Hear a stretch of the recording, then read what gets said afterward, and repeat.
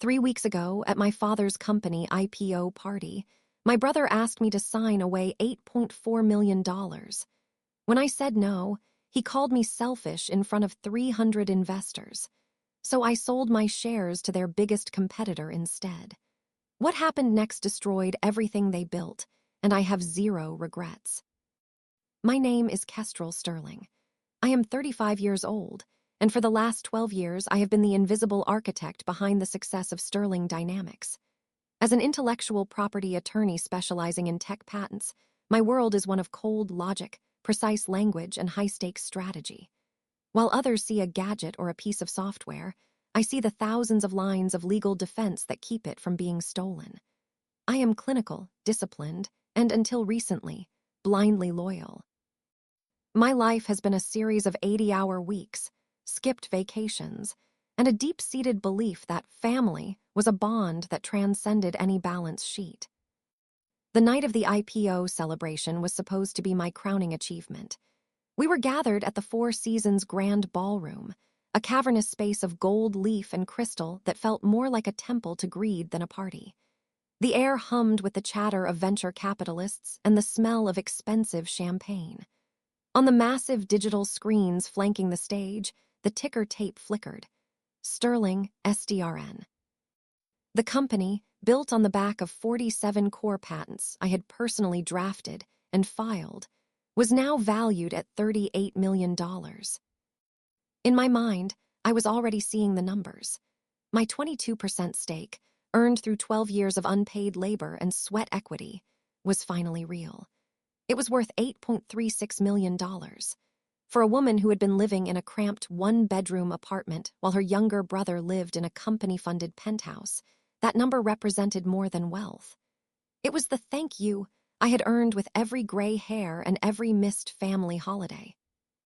The celebration was reaching a fever pitch when my father, Alistair, the founder, and my brother, Lucian, the visionary CEO, signaled for me to join them in a private mahogany-paneled alcove.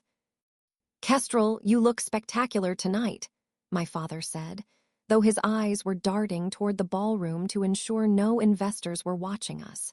He didn't ask how I was. He didn't mention the Matsuda litigation I had spent 48 hours straight winning just last week. "Thanks, Dad," I said, my heart racing. "It's finally happening. We're actually public." Lucian, who is 26 and wears his tailored Italian suits like a child playing dress-up, didn't bother with a greeting. He leaned against the bar, swirling a glass of neat scotch. "We need to address the cap table, Kes. Specifically your 22% stake." The temperature in the room seemed to drop. "What about it? That's the founding partner agreement we made." "The thing is," Lucian said, his voice dropping into a rehearsed, oily tone, "institutional investors are nervous. They see such a large block of equity held by someone who isn't a C-suite executive. It looks like dead weight on the books. It's making our Series B funding round look messy." Dead weight. I had spent my entire youth ensuring his vision was legally protected. Every line of code in our flagship product was guarded by a patent I had written. "I am the lead IP counsel, Lucian," I said, my voice vibrating with a quiet fury. "I built the entire legal foundation of this company. How is that dead weight?" "Don't be difficult, Kestrel," my father interrupted, placing a heavy, paternal hand on my shoulder. "We're asking you to be a team player. For the good of the Sterling name, we need you to dilute your shares down to 8%. It's the only way to ensure Lucian has a controlling interest that the board will trust." I stepped back, the gold leaf walls suddenly feeling like they were closing in. 8%? You want me to hand back $5.5 million? Dad, I worked 12 years for this. I haven't taken a salary in 3. "You'll still have nearly $3 million, Lucian snapped, his golden boy mask slipping. "Most people would kill for that. Don't be greedy. You're always so obsessed with the fine print, but you don't see the big picture. This is about Lucian's legacy." "And what about mine?" I whispered. "Your family," my father sighed, looking at his watch as if my life's work was a scheduling inconvenience. "Sign the dilution papers tonight. We'll announce the restructure at the board meeting tomorrow. Don't make this a fight, Kestrel. It's for the family." They turned and walked back into the party before I could speak, leaving me in the shadows of the alcove. I felt a stinging heat behind my eyes, but I swallowed it down. I wouldn't let them see me break. I needed to clear my head. I walked down the long, silent marble hallway toward the restrooms. As I entered the powder room, the sound of voices drifted through the ventilation ducked from the men's lounge next door. It was them. "She'll sign," I heard Lucian say, followed by a smug, short laugh. "Kestrel has no spine when it comes to us. She's been our personal legal slave for a decade. She isn't going to start growing a backbone now. She needs us more than we need her. I just want it finalized before she realizes she has the voting rights to block the board seats," my father's voice replied, cold and detached. "If she gives us any trouble after the IPO, we'll just freeze her out. Dilute her again in the next round until that 8% is worth nothing. She's always been easy to manage." I stood frozen in the bathroom stall, the air leaving my lungs. It was a moment of absolute, terrifying clarity. I wasn't their daughter or their sister. I was a tool they had used until it became slightly inconvenient, at which point they intended to throw it away. They thought I was weak because I was loyal. They thought I was quiet because I was afraid. I looked in the mirror, and the woman staring back wasn't the team player they knew. I reached into my clutch, pulled out my phone, and dialed a number I hadn't called in years. "Patricia," I said, my voice sounding steadier than I felt. "It's Kestrel Sterling. You once told me that the day I realized my family was my biggest liability was the day I'd finally become a real attorney. That day is today." "I've been waiting for this." Patricia Rodriguez's voice came back, sharp and hungry. "What's the move?" "I'm done being the silent partner," I said, looking at the ballroom doors where my brother was currently taking a selfie with a group of investors. "I want to explore the exit strategy we discussed, the one involving Tech Vault." "The nuclear option?" Patricia asked. "You realize that will destroy your father's IPO."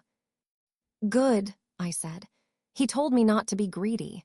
I think it's time I showed him what greed actually looks like." I walked back into the ballroom, my face a mask of perfect, icy calm.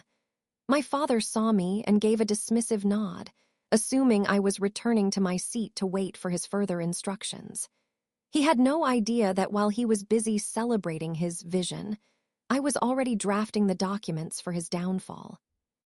As I sat down at table 2, the table relegated to staff and support, I caught the eye of the Tech Vault CEO across the room. I adjusted my grandmother's jade bracelet, the only piece of jewelry my family hadn't managed to take from me, and felt the weight of the signed transfer documents in my bag. The party was still going, but for the Sterling family, the clock had just run out. The champagne in my hand had gone flat, as stale as the promises Alistair had made me when I was 23. Sitting at table 2, surrounded by mid-level marketing managers and junior developers who had no idea their health insurance was secured by my midnight filings, I found myself mentally opening the spreadsheet of sacrifice. It was a ledger I had kept in the back of my mind for 12 years, a tally of every hour, every patent, and every dollar that had been siphoned from my life to fuel the Sterling Dynamics engine.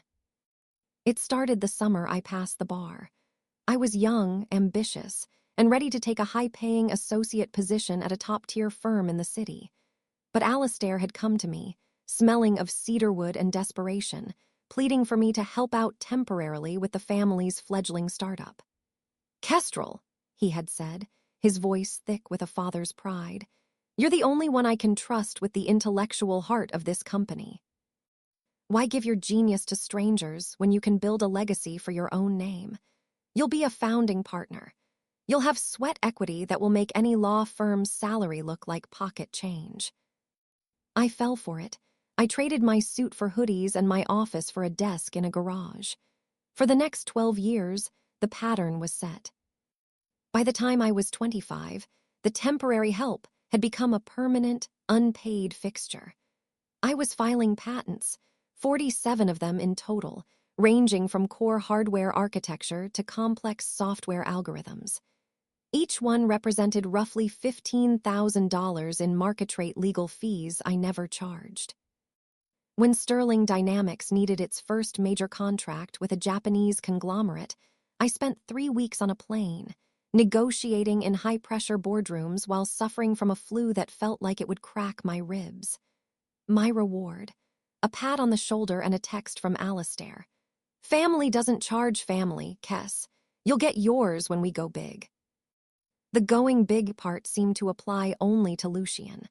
I remember his 25th birthday with a clarity that still stings. Alistair threw him a party at a private vineyard that cost the company $45,000. He stood on a stage, much like the one in this ballroom, and presented Lucian with a new Porsche Cayenne as a thank you for his dedication. At the time, Lucian was a business major who barely knew how to read a balance sheet, while I was working 70-hour weeks as the de facto chief legal officer without a dime in salary. When my own 30th birthday rolled around, the contrast was a slap in the face.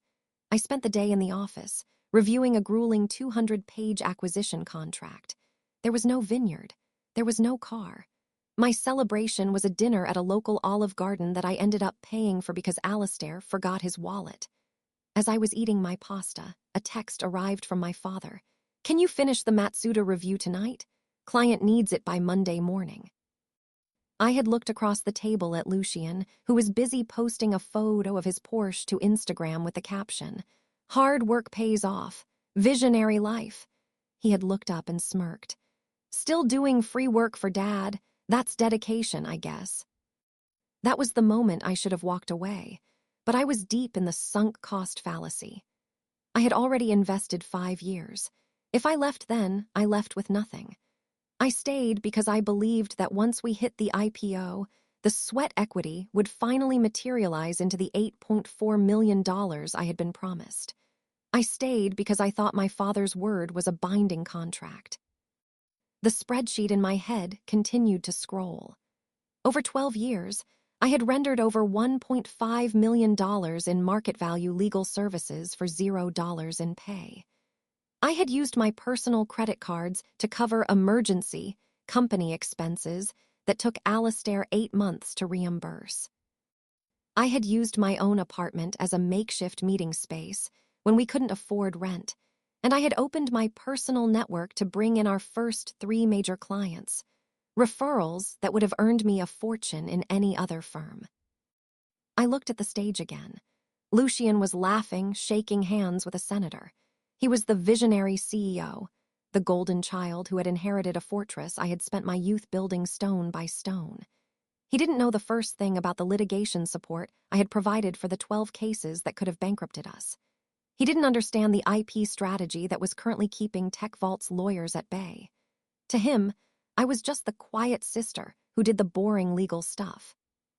He truly believed I had no backbone. He truly believed I would take the 8% dilution and thank him for the privilege of staying at the table. What he didn't realize was that as an IP attorney, my entire career was built on identifying leverage. I knew exactly where the cracks in Sterling Dynamics' foundation were. I knew that the sweat equity agreement Alistair had signed years ago, the one he thought was a meaningless scrap of paper, had no right of first refusal clause. It was a sloppy, amateur mistake made back when he didn't want to pay for a real, corporate lawyer to vet the documents I drafted. He hadn't realized that by keeping me out of the C-suite to save money, he had also left me free of the fiduciary restrictions that bound the other executives. I didn't need board approval to sell my shares. I didn't need to offer them to the company first. I was a private shareholder with a 22% block of a newly public company, and I was about to drop that block like a sledgehammer. I felt a sudden, cold sense of peace. The 12 years of exploitation weren't a tragedy anymore. They were a bill that was finally coming due. Every skipped birthday, every unpaid hour, and every family rate insult was about to be repaid with interest. I looked down at my phone. A message from Patricia Rodriguez, my mentor and the only person who truly knew the value of my work, flashed on the screen. The Tech Vault CEO is leaving his table. He's heading for the terrace. This is your window, Kestrel. Do you want the money or do you want the justice? I stood up, smoothing the white silk of my suit. It was time to stop being the silent partner and start being the one who dictated the terms. Both, I whispered to the empty chair beside me. I walked toward the terrace, passing Lucian, who didn't even look up from his phone. He was too busy checking the stock price of a company he was about to lose control of. As I stepped out into the cool night air, the smell of jasmine and victory was overwhelming. The terrace of the Four Seasons was an island of cold air and expensive silence, a stark contrast to the predatory heat of the ballroom behind me. I spotted Patricia Rodriguez standing by the stone balustrade, her silver hair shimmering under the moonlight like a crown of industrial steel. Patricia didn't do family rates. She had built 2 tech empires and dismantled 3 others before she turned 60, and she was the only person who had ever looked at my 47 patents and seen them for what they were: a stockpile of ammunition. "You look like a woman who just found out the house is on fire," Patricia said, her voice a low, melodic rasp. She didn't offer a hug. Patricia offered clarity. "I just found out I'm the one who paid for the matches," I replied, leaning against the cold stone. "They want me to dilute to 8%. They were laughing about it, Patricia. They think I'm too weak to stop them." Patricia turned to face me, her eyes sharp. "They think you're a Sterling. To them, that means you're an extension of Alistair's ego or a footstool for Lucian's ambition. They've forgotten that you're also an attorney who knows where every body is buried in that company's cap table." She reached into her clutch and pulled out a slim, encrypted tablet. On the screen was the corporate structure of Sterling Dynamics, a messy, convoluted web of early-stage agreements that I had drafted during my nights of unpaid labor. "I had my team run the numbers again," Patricia continued, her finger tracing the lines of equity. "When you drafted the original sweat equity agreement at 23, Alistair was too cheap to hire a secondary firm to review it. You left out the right of first refusal. You left out the drag-along rights. In his arrogance, he thought those clauses only protected the company from outsiders. He never imagined his own daughter would become one." The weight of her words settled in my chest. Because of those missing clauses, my 22% wasn't just a share. It was a liquid asset. I could sell it to the devil himself, and Alistair wouldn't be able to do a thing to stop the transfer. "Is he here?" I asked, my voice barely a whisper. Patricia nodded toward the far end of the terrace, where a tall man in a charcoal suit stood staring at the city skyline. Marcus Thorne, the CEO of Tech Vault. He was the man Alistair described as the plague. For a decade, Sterling Dynamics and Tech Vault had been locked in a cold war over the very patents I had written. If Sterling Dynamics was a fortress, Marcus Thorne was the man who had spent millions trying to find a way over the walls. "He doesn't want to just compete with your father, Kestrel," Patricia whispered. "He wants the portfolio. He wants the 47 keys to the kingdom that you're currently holding. If he gets your 22%, he gets a seat on the board. He gets access to the internal audits. He gets a knife into the heart of Alistair's IPO." I walked toward Thorne, the heels of my shoes clicking rhythmically against the marble. He turned as I approached, his expression unreadable, a mix of professional curiosity and the wariness of a shark sensing blood in the water. "Ms. Sterling," he said, his voice a deep baritone. "I didn't expect the architect of my greatest legal headaches to seek me out at her own victory party." "It's not my victory, Mr. Thorne. It's a liquidation sale," I said, stopping a few feet from him. "My family is under the impression that my labor has no market value. I'm here to see if you disagree." I handed him the folder I had been carrying. It wasn't the dilution papers. It was a summary of my voting rights, a copy of the original, flawed shareholder agreement, and a breakdown of the 47 patents that TechVault had been trying to bypass for years. Thorne flipped through the pages, his eyes widening slightly as he realized the magnitude of the opening I was handing him. He looked at the lack of a right of first refusal clause and let out a short, dry laugh. "Alistair signed this. He's either the most trusting man on earth or the most blinded by his own ego." "He's the latter," I said coldly. "Your shares are valued at $8.4 million at tonight's opening price," Thorne said, closing the folder. "But a 22% block with board-level access and the ability to cease all current IP litigation, that's worth a premium to TechVault. I'm prepared to offer you $12 million. Cash. Wire transfer initiated the moment the papers are signed." $12 million. It was nearly $4 million more than the market value, and $10 million more than the pittance my family was trying to force me to accept. It was the thank you they refused to say, written in the cold, hard ink of a competitor's check. "There's a catch, isn't there?" I asked. "The catch is the fallout," Thorne said, leaning closer. "The moment this sale goes public, the Sterling Dynamics IPO will stagger. Your father will lose his absolute control. Lucian will have to answer to me at every board meeting.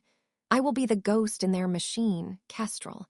You won't just be leaving the family business, you'll be burning the bridge while they're still standing on it." I looked back through the glass doors. I saw Alistair laughing, basking in the glow of the Sterling name. I saw Lucian flirting with a journalist, likely taking credit for the software architecture I had designed while he was at spring break. I remembered the Olive Garden dinner. I remembered the Porsche. I remembered the bathroom conversation where they called me a slave without a backbone. Patricia stepped up beside me, her presence a silent anchor.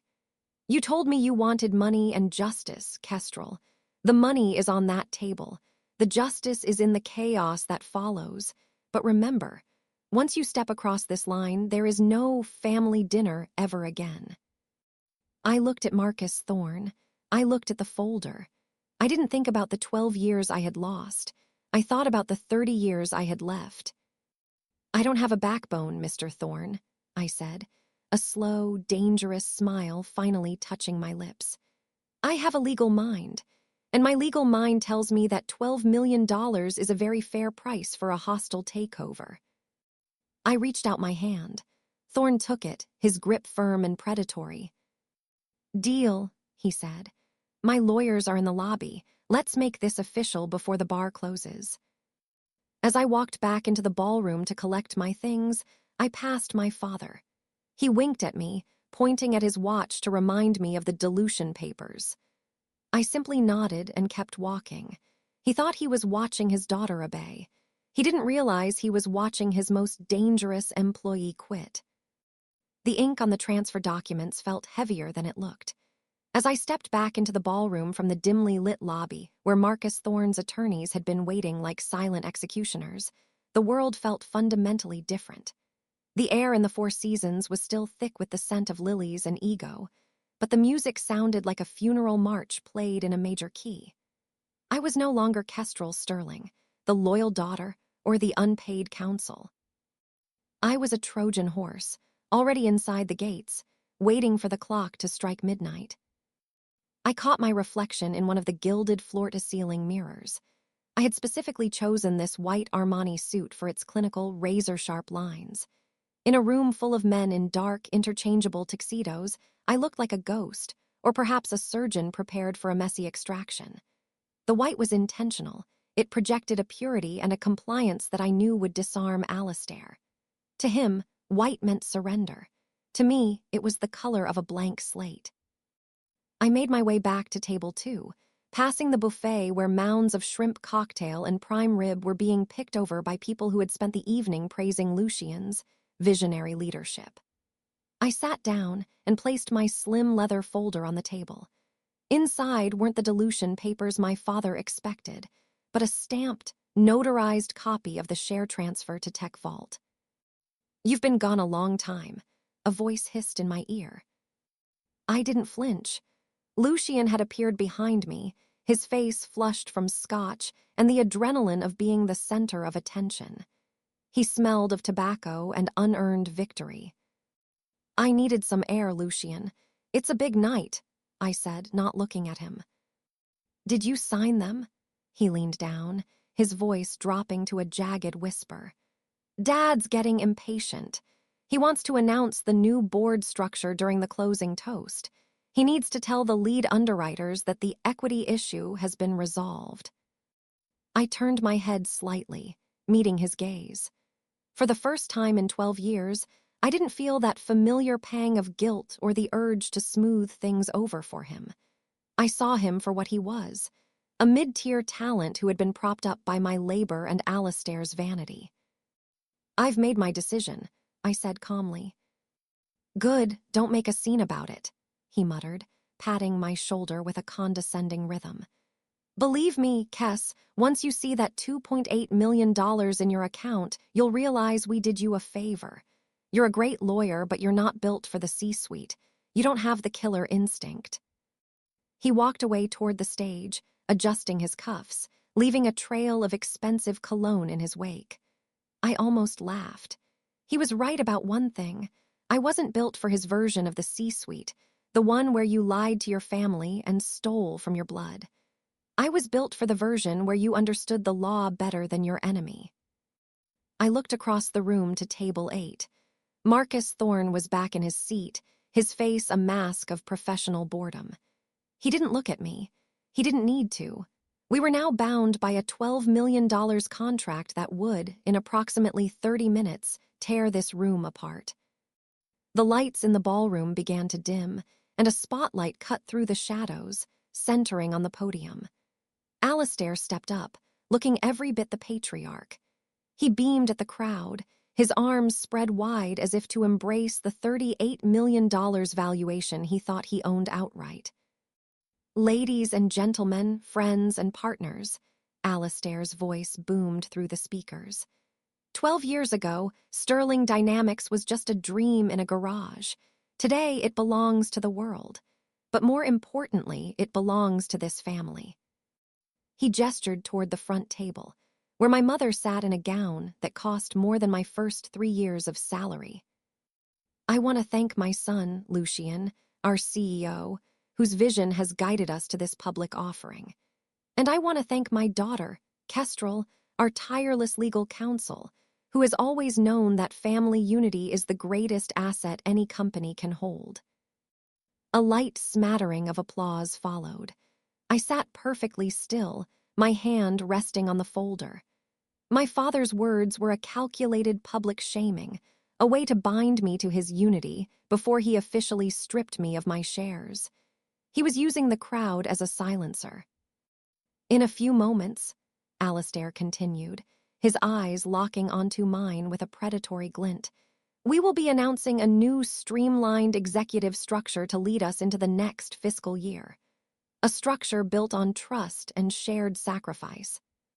That was the signal. That was the moment I was supposed to stand up, walk to the stage, and hand him the dilution papers like a dutiful daughter. I saw the lead underwriter from Goldman Sachs lean forward, his pen ready. I saw the reporter from the Wall Street Journal tapping on her laptop.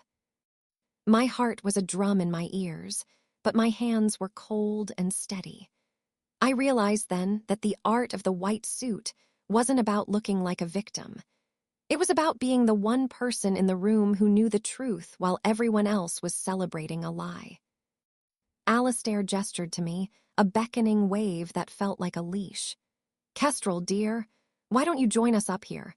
Let's show the world what Sterling unity really looks like." I stood up. The chair scraped against the floor, a sharp, ugly sound in the expectant silence. I didn't reach for the champagne. I reached for the folder. As I began the long walk toward the stage, I felt the eyes of 300 people on me. I saw Patricia in the shadows of the balcony, a slight nod of her head giving me the final clear. I saw Lucian grinning, already imagining the extra millions I was about to hand him. They thought I was walking up there to surrender. They thought this was the final act of my 12-year sacrifice. They were wrong. This wasn't the end of my career at Sterling Dynamics. This was the beginning of the end of Sterling Dynamics itself. I reached the steps of the stage. My father reached out his hand to help me up, a triumphant smile on his face. I didn't take it. I stepped up on my own and walked straight to the microphone. "I'm sorry to interrupt the celebration," I said, my voice amplified and echoing through the hall. "But there's something this room needs to know before we discuss unity." Alistair's smile flickered. Lucian's brow furrowed. The room went deathly quiet, the kind of silence that only happens right before a crash. The feedback from the microphone hummed for a split second before the silence of the room swallowed it whole. I stood at the podium, the white silk of my suit glowing under the stage lights. Alistair was standing just 2 feet to my left, his hand still frozen in midair from the handshake I had ignored. His smile hadn't dropped yet, but it had stiffened into something brittle, a porcelain mask beginning to crack. "Kestrel, what are you doing?" he whispered, his voice too low for the mic but sharp enough to cut. "Get back to the script." I didn't look at him. I looked at the crowd. I looked at the investors who had bet millions on the Sterling legacy and the employees who thought their futures were secure. "My father just spoke about shared sacrifice," I began, my voice clear and unwavering, projecting a confidence I had spent 12 years suppressing. "He spoke about unity, but for 12 years the sacrifice hasn't been shared. It has been mine." A murmur rippled through the ballroom. I saw the Wall Street Journal reporter's head snap up, her fingers hovering over her keyboard. Lucian stepped forward from the wings of the stage, his face flushed a dark, angry purple. "Kes, sit down. You're drunk," Lucian shouted, trying to laugh it off for the crowd's sake. "Family joke, everyone. My sister has always had a flair for the dramatic." "I am the lead IP counsel of this company," I said, leaning into the microphone, my voice drowning him out. "In 12 years, I have drafted and filed 47 patents. I have negotiated every acquisition and defended every lawsuit that threatened this firm. And in those 12 years, I have been paid exactly $0 in salary. I was promised 25% equity as a founding partner. I was given 22%, which my father and brother just informed me they intend to dilute to 8% tonight." The room erupted into frantic whispering. The lead underwriter from Goldman Sachs stood up, his face pale. This wasn't just family drama anymore. This was a material disclosure issue. "That's a lie," Alistair roared, finally losing his composure. He reached for the microphone, but I stepped back, clutching the folder to my chest. "She's disgruntled. She's unstable." "If I'm lying, Alistair, then why did the restaurant manager at the grill text me this?" I pulled my phone from my pocket and held it up to the camera on the podium, which was being projected onto the massive screens behind me. The screen flickered, showing a zoomed-in text message from the family friend who had overheard them in the bathroom. "I'm so sorry. I had no idea they treated you like that. They're planning to freeze you out post-IPO." The ballroom went cold. The Sterling Unity was dissolving in real time under the glow of 4K projectors. "You want to talk about the future of this company?" I continued, turning to face my father and brother. "You called me dead weight. You said I had no backbone. You thought you could use my labor to build your castle and then lock me in the dungeon once the gold started pouring in." "Kestrel, stop this right now," my father hissed, stepping toward me. "You're destroying everything."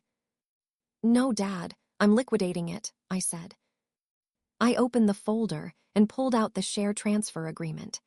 I held it up so the front row investors could see the bold, black ink of the signatures. "As of 4:00 p.m. today, I am no longer a shareholder of Sterling Dynamics. I have sold my entire 22% stake, And because Alastair was too cheap to pay for a secondary legal review of our founding documents, there was no right of first refusal to stop me. Lucian lunged for the papers, but I moved the folder out of his reach. "Who did you sell to?" he screamed, his voice cracking. "Who would buy a minority stake in a private-to-public transition without board approval?" I looked toward table 8. Marcus Thorne stood up, adjusting his charcoal jacket with a slow, deliberate grace. He walked toward the stage, the crowd parting for him like the Red Sea. "I bought them," Marcus said, his voice carrying through the quiet hall without the need for a microphone. Tech Vault Industries is now the proud owner of a 22% blocking minority in Sterling Dynamics, and as the new lead shareholder, I'll be claiming my seat on the board effective immediately. The chaos that followed was deafening. Investors started shouting. 2 men in suits, likely the company's actual paid lawyers, scrambled toward the stage. My father looked like he was having a stroke, clutching the podium for support as he watched Marcus Thorne walk toward him. "You sold to him," Alastair whispered, his eyes bulging. "You sold to the man who has tried to kill us for a decade." "I sold to the only person in this room who was willing to pay market value for my work," I said, leaning back into the mic for one final word. "Tech Vault paid me $12 million. They saw the value in the dead weight. Enjoy your IPO, Alastair. I hope the board meetings are everything you dreamed they'd be." I didn't wait for a response. I turned and walked off the stage, my white suit cutting through the sea of panicked guests. I saw my mother crying at table 1, but I didn't stop. I saw Patricia standing by the exit, a glass of champagne held out for me. I took the glass, downed it in one go, and walked out the heavy oak doors of the Four Seasons. Behind me, the Sterling legacy was burning, and for the first time in 12 years, I could finally breathe without permission. As I reached the sidewalk, my phone began to vibrate. It was an alert from a news app. Sterling Dynamics IPO in jeopardy as founding partner sells stake to arch rival. The toast had gone viral. The war was over, and I had $12 million reasons to never look back. The cold night air of the city hit me like a physical cleansing. Behind me, the muffled roar of the Four Seasons ballroom sounded like a dying engine, sputtering and failing. My phone was a frantic weight in my palm, vibrating with a relentless rhythm. Notification after notification flooded the screen, emails from the board's emergency council, frantic texts from my mother, and the first wave of news alerts. Sterling Dynamics stock plummeting in pre-market trading. Hostile stake acquisition, the Kestrel Sterling betrayal. I ignored them all. I walked to the curb where a black sedan was already waiting, the door held open by Marcus Thorne's driver. I slid into the leather interior, the silence of the car acting as a vacuum, sucking away the frantic energy of the last hour. $12 million. I watched the city lights blur past the window. In my bank account, a wire transfer was already pending, a number so large it felt abstract. For 12 years, I had lived in a state of perpetual financial anxiety, carefully budgeting for groceries while drafting multi-million-dollar licensing deals. Now, the family rates were officially over. I was no longer a Sterling employee, I was a Sterling creditor. By the time I reached my small, one-bedroom apartment, the microdrop had become a landslide. I sat at my kitchen table, the same table where I had spent countless nights reviewing Alastair's contracts for free, and opened my laptop. The Sterling Dynamics IPO, which had opened at an optimistic $18 per share, was already cratering. Investors didn't just see a family feud, they saw a massive security breach. If the woman who wrote the patents had defected to the enemy, the patents themselves were now under a microscope. Around 2:00 a.m., my doorbell began to ring. It wasn't a polite chime. It was a rhythmic, aggressive pounding. I didn't need to look at the security camera to know who it was. I opened the door to find Alastair and Lucian standing in the hallway. My father's face was a mottled shade of purple, his silk tie loosened and hanging like a noose around his neck. Lucian looked worse. His visionary CEO persona had completely dissolved, leaving behind a panicked, sweating boy who realized his playground was being foreclosed. "Do you have any idea what you've done?" Alistair hissed, stepping into my apartment without being invited. "The underwriters are threatening to pull out. The board is calling for an emergency vote to remove Lucian. You've wiped out 4 years of growth in 4 hours." "I didn't wipe it out, Dad," I said, leaning against the kitchen island. "I just moved my portion of it. You told me my 22% was problematic for investors. I solved the problem." "By selling to Thorne," Lucian screamed, his voice cracking. "He's already sent over a list of demands. He's demanding a forensic audit of the R&D department. He knows, Kess. He knows the IP filings are messy." I felt a cold shiver of satisfaction. I had intentionally left the R&D documentation slightly disorganized in the early years, not out of malice, but because I was overworked and underpaid. I had always intended to clean it up once I was made a partner. Since that partnership never came, those messy files were now a legal minefield for anyone trying to prove the company's valuation. "That sounds like a corporate problem, Lucian," I said. "And as you reminded me tonight, I'm not in the C-suite. I don't have the killer instinct for management, remember." "We can fix this," Alistair said, his voice suddenly dropping into a desperate, manipulative softness. "We'll sue Thorne for tortious interference. We'll claim the share transfer was signed under duress. You just have to come back, Kestrel. Tell the press it was a stunt. Tell them you're still the lead counsel." "Under duress?" I laughed, the sound sharp and jagged in the quiet room. "I'm a patent attorney, Dad. I notarized the documents myself. I recorded our bathroom conversation where you discussed freezing me out. If we go to court, the discovery process will turn Sterling Dynamics into a cautionary tale for every business school in the country." Alistair stared at me, and for the first time in my life, I saw fear in his eyes. Not the fear of a father losing a daughter, but the fear of a king realizing his castle was made of cardboard. "You're really going through with this," he whispered. "You're going to let us drown." "I spent 12 years keeping you afloat while you held my head under the water," I said, walking to the door and holding it open. "I'm not letting you drown. I'm just finally letting go of your hand." "You're dead to this family," Lucian shouted as my father pulled him toward the hallway. "Don't come crying to us when Thorne tosses you aside." "I have $12 million, Lucian," I said, my voice as cold as ice. "I don't think I'll be doing much crying." I closed the door and locked it. The silence returned, but it was different now. It was the silence of a clean slate. I went back to my laptop. There was a new email from Patricia Rodriguez. It contained a link to a private equity forum. The top thread was already titled, "The Sterling Dynamics Meltdown, Why the Lead Attorney is the New Player to Watch."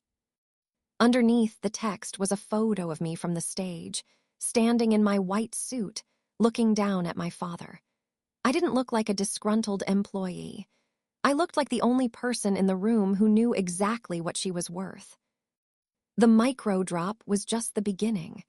The $12 million was my exit fee, but the real cost to the Sterling family was yet to come, because Marcus Thorne didn't just want the board seat. He wanted the patents. And I was the only person left alive who knew how to defend them or how to tear them down. The following morning, the sun rose over the city with a cold, unforgiving glare. I didn't need an alarm clock. The world provided one in the form of a relentless stream of news alerts and the distant hum of a financial district in a state of cardiac arrest. 9:30 a.m., the opening bell, was less than an hour away, and the ticker symbol SDRN was no longer a promise of a legacy. It was a target. I sat on my balcony, a cup of black coffee in my hand, watching the digital crawl on a nearby skyscraper. Pre-market trading had already slashed the opening price by 40%. The Sterling Dynamics name, which Alastair had spent decades polishing into a symbol of suburban tech excellence, was being dragged through the mud of every major financial network. The analysts were ruthless. A company that can't manage its own founding council can't manage its future, one pundit sneered on a live stream. Kestrel Sterling didn't just sell her shares, she sold the company's credibility. By 10:00 a.m., the meltdown was absolute. The stock opened, stumbled, and then went into a freefall that triggered 3 separate circuit breakers in the first hour. Investors weren't just selling, they were fleeing a burning building. Alastair's $38 million valuation was evaporating in real time, replaced by a jagged red line that looked like a heartbeat flatlining on a monitor. I received a frantic, one-line email from my mother. "Your father is in the hospital. Chest pains. I hope you're happy." I felt a momentary pang, a ghost of the old Kestrel trying to rise up and fix the family emergency. But then I remembered the bathroom at the Four Seasons. I remembered the laugh. I remembered the slave comment. I realized that Alastair wasn't in the hospital because of a broken heart. He was there because his net worth was being dismantled by the daughter he thought he owned. Around noon, Patricia Rodriguez pulled up to my building in a car that cost more than my father's entire garage. She walked into my apartment, tossed a newspaper onto my table, and poured herself a glass of water. "It's a bloodbath," she said, her voice sounding almost impressed. "The board has already held a preliminary vote. Lucian is out. They're appointing a transitional CEO by the end of the day." "That was fast," I said, staring at the ticker on my laptop. $6.40 a share. It had started at $18. "It's not just the stock, Kestrel. It's Marcus Thorne," Patricia continued. "He's been busy. He didn't just take his board seat. He's already filed a request for clarification on the IP portfolio. He's claiming that since you weren't paid for 12 years, the company doesn't actually own the 47 patents. He's arguing the work-for-hire doctrine doesn't apply because there was no consideration, no salary." I looked up, a slow realization dawning on me.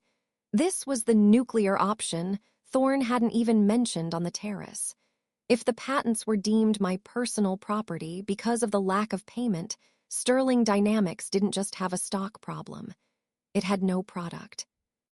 "Alastair's lawyers will fight that for years," I said. "They don't have years," Patricia countered. "They have days before the creditors start seizing assets. They built their entire debt structure on the assumption that they owned those patents outright. Without them, the company is a shell." The doorbell rang again. This time it wasn't a pound. It was a soft, defeated chime. I looked at the monitor. It was Lucian. He was alone, standing in the hallway with his head down, looking like a man who had just survived a shipwreck only to realize he had no land to walk on. I opened the door. "He's okay," Lucian said before I could ask. "Dad, the doctors said it was a panic attack, but he won't speak. He just stares at the TV." "What do you want, Lucian?" I asked, keeping the door halfway closed. "They fired me, Kes," he whispered, his eyes red. "The board, they escorted me out of the building 10 minutes ago. My keycard didn't even work in the elevator. Everything I thought I was, it's gone." "You weren't those things, Lucian. I was," I said. "You were just the face on the brochure. I was the engine." "I know," he said, and for the first time in my life, there was no arrogance in his voice. "I see it now. I saw the bank records. I saw the emails you sent Dad 3 years ago begging for a salary so you could buy a car that didn't stall in the rain. He told me you were doing it for the tax write-offs. He told me you were fine." He looked at me, a desperate, hollow look in his eyes. "Can we fix it? If I apologize, if we give you back the shares, can you talk to Thorne?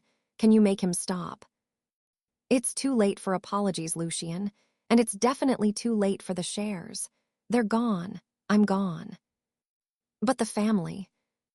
"The family died in that bathroom at the Four Seasons," I interrupted. You called me a slave. You laughed about freezing me out. You didn't just steal my money, you tried to steal my future. I saw the moment the reality hit him, the realization that there was no fix for a betrayal this deep. He had spent his whole life believing that family meant he could do whatever he wanted without consequence. He was finally learning that in the real world, family is a relationship, but business is a contract, and he had breached both. "Goodbye, Lucien," I said softly. I closed the door. As I turned back to Patricia, I saw a new alert on my screen. The Sterling Dynamics headquarters in the valley was being picketed by employees who had watched their 401ks vanish in 4 hours. The Sterling legacy was no longer a success story. It was a scandal. "What now?" I asked Patricia. "Now," she smiled, picking up her bag. "Now you wait for the merger talks, because Marcus Thorne doesn't want to destroy the company. He wants to absorb it, and he's going to need a chief intellectual property officer who knows the territory." She walked toward the door, then paused. "By the way, Kestrel, your wire transfer just cleared, all 12 million. I sat back down at my kitchen table, the silence of the room finally feeling heavy with the weight of what I had done. I was rich. I was free. I was a betrayer to my blood and a hero to my bank account. The IPO meltdown was the end of Sterling Dynamics, but as I looked at my reflection in the dark screen of my laptop, I knew it was just the prologue for Kestrel Sterling. The aftermath of the meltdown didn't just linger. It settled like ash over the Sterling name. Within 90 days, the once gleaming Sterling Dynamics logo had been scrubbed from the side of the Valley headquarters, replaced by the sleek, aggressive branding of Tech Vault Industries. Alastair's empire hadn't just fallen, it had been cannibalized. I stood in my new office on the 42nd floor of the Tech Vault Tower, looking down at the city. It was a space defined by glass and steel, devoid of the mahogany and cedarwood, family, aesthetic Alastair had used to mask his greed. Here, the air was different. It was the air of a meritocracy. Marcus Thorne had been true to his word. The work-for-hire lawsuit had been the final nail in the coffin. Rather than fight a decade-long legal battle over patents that I, the lead attorney, refused to defend for them, the Sterling board had opted for a distress merger. Tech Vault absorbed the company for pennies on the dollar, and as the newly appointed Chief Intellectual Property Officer, I was the one who oversaw the transition. My first act was a forensic audit of the Sterling payroll. It was a cold, clinical exercise in karma. I sat at my desk, reviewing the final severance packages. Alastair's name was at the top. Because of the hostile takeover, clauses, and the collapse of the stock, his golden parachute had failed to deploy. The board had stripped him of his executive pension, citing gross mismanagement and the reckless endangerment of shareholder value.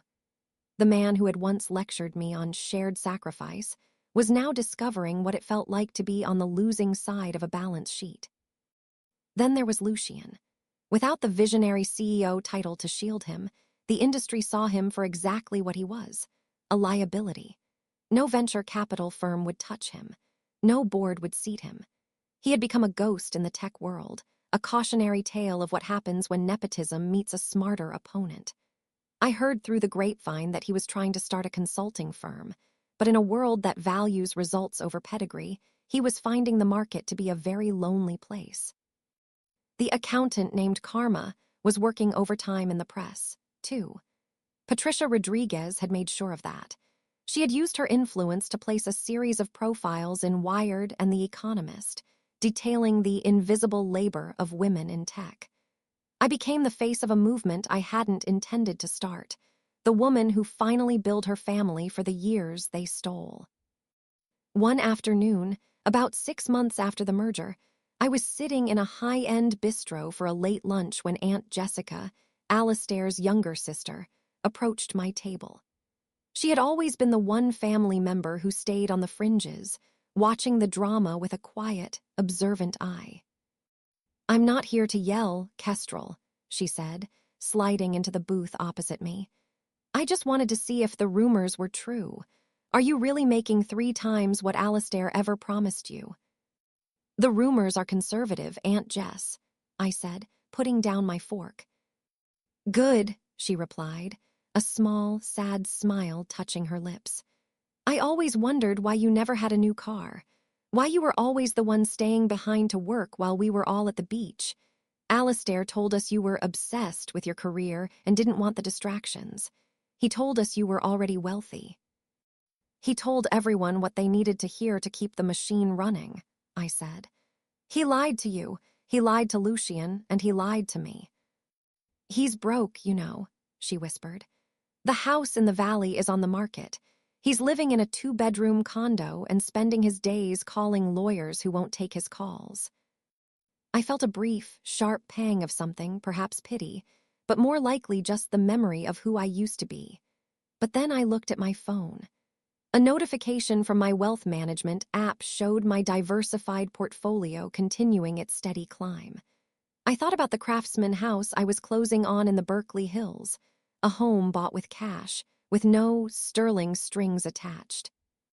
Alistair spent 12 years banking on my silence, I said, meeting my aunt's gaze. He just didn't realize that silence is an expensive commodity, and eventually the bill comes due. When I left the bistro, the city felt wide open. My reputation was no longer Alistair's daughter. It was the woman who toppled Sterling. I had become the most sought-after IP strategist in the country. Companies weren't just hiring me for my legal mind. They were hiring me because they knew I wasn't afraid to burn it all down if the foundation was rotten. I walked back toward the Tech Vault Tower, my heels clicking on the pavement with a rhythmic, confident sound. The family rates were a thing of the past. The silent partner had found her voice, and as the bank records showed, that voice was worth millions. The silence in my office was interrupted by a notification on my private line, a number I hadn't changed, perhaps out of some lingering, masochistic curiosity. It was an unknown caller. Usually, I'd let it go to voicemail, but something about the persistence of the ring felt different. Kestrel, it's Lucian. His voice was thin, stripped of the bravado that used to echo through the Sterling Dynamics hallways. There was a hollow quality to it, the sound of a man who had spent 8 months looking into a mirror and finally seeing the cracks. I'm not looking for money, Kess, he said before I could speak. And I'm not asking you to talk to Thorne, I found something. What could you possibly have found that I haven't already audited, Lucian? I asked, leaning back in my chair. The archives, the physical ones Alistair kept in the basement of the old house. He forgot to shred the internal correspondence folders before the bank seized the property. His breath hitched. I found your old emails, not the ones about the patents, the personal ones. The ones from 2021 where you begged him for a salary because you couldn't afford your medical insurance. The ones where you told him you were burnt out and needed a week off for your 31st birthday. I felt a coldness settle in my stomach. I remembered those emails. I remembered the silence that followed them and the subsequent heart-to-heart where Alistair told me the company was on the brink of collapse and that my selfishness would destroy Lucian's future. He told me you never asked for anything, Lucian whispered, his voice cracking. He told me you were happy being the academic of the family. He told me you were the one who suggested I get the Porsche so the face of the company looked successful. He lied to me for 10 years, Kess. He made me believe you were a martyr by choice so I wouldn't feel guilty for being a king. He didn't just lie to you, Lucian. He cultivated you, I said. He needed a golden child to distract the world while I did the work. You were a tool just as much as I was. The only difference is your tool was shaped like a throne and mine was shaped like a shovel. I saw the response he sent to your insurance request, Lucian continued, oblivious to my metaphors. He deleted your email and then sent a memo to the board, including me, saying you were volatile and money-obsessed, and that we needed to keep you on a tight leash or you'd leave us in the lurch. I voted for that leash, Kess. I signed the memo. I thought I was protecting us from you. A long silence stretched between us. For the first time, I realized the full depth of Alistair's psychological warfare. He hadn't just exploited my labor. He had systematically poisoned my reputation with the only brother I had, ensuring that if I ever did speak up, I would find no allies at the family table. "I'm leaving him," Lucian said suddenly. "I'm done. I moved out of the condo this morning. I'm going to therapy. I'm going to try to find a job as a junior analyst somewhere where no one knows the name Sterling. I realized I was a CEO for 8 months, but you built that world for 12 years. I acted like you were lucky to be included in your own life." "Why are you telling me this now?" I asked. "Because I found your grandmother's jade bracelet," he said. "The real one. The one Alistair told you was lost in the move 3 years ago. He had it in his safe box. He was going to sell it to pay for his new defense attorney." I gripped the edge of my desk. That bracelet was the only thing I had ever asked for in the estate. "I took it," Lucian said. "I'm mailing it to your office. It's the only thing I have that actually belongs to you. Everything else. The cars, the penthouse, the vision. It was all stolen property." "Thank you, Lucian," I said, and to my surprise, I meant it. "For what it's worth," he added, a bitter laugh escaping him. "Selling those shares to Thorne was the best thing you ever did for me. If you hadn't destroyed the company, I would have spent another 20 years being a hollow man in a tailored suit." I finally woke up. I hung up the phone and looked out at the city. The sun was setting, casting long, golden shadows across the Tech Vault logo on my desk. I felt a strange, quiet shift in the air. The rage that had fueled me since the night of the IPO hadn't disappeared, but it had changed shape. It was no longer a fire, it was a foundation. I wasn't ready to forgive Lucian, and I certainly wasn't ready to see Alistair. But as I waited for the courier to arrive with the jade bracelet, I realized that the accountant named Karma wasn't finished yet. She had just balanced the most important ledger of all, the truth. The courier arrived at 6:00 p.m. The package was small, unassuming, and heavy with the weight of a stolen decade. I sat in the quiet of my Berkeley Hills home, a craftsman-style sanctuary of dark wood and floor-to-ceiling glass that I had purchased with a single, satisfied wire transfer. No mortgage, no co-signers, no Sterling influence. I opened the box. There it was, the jade bracelet. It caught the light, glowing with a deep, ancestral green that seemed to pulse against the modern white marble of my kitchen island. Sliding it onto my wrist, I felt a click of alignment. It wasn't just jewelry, it was the final piece of my identity that Alistair hadn't managed to liquidate. 1 year had passed since the night I walked out of the Four Seasons. In that time, I had learned that peace isn't the absence of conflict, it's the presence of autonomy. My life at Tech Vault was thriving. As chief IP officer, I had grown the division by 40%, becoming a sought-after speaker on the intersection of law and ethics.